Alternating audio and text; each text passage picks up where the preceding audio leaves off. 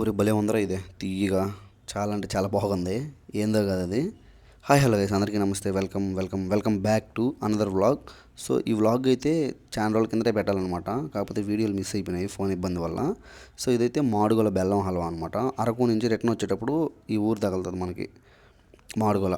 So ఇక్కడైతే హల్వా చాలా అంటే చాలా ఫేమస్.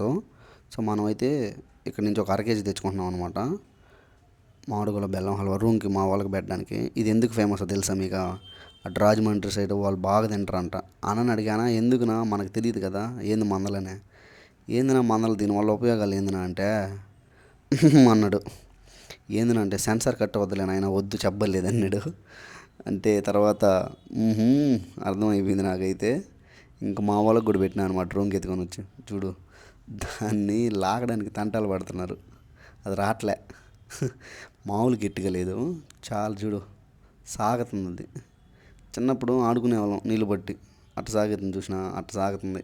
ఎట్టందర అంటే భలే ఉంది మామ అంట.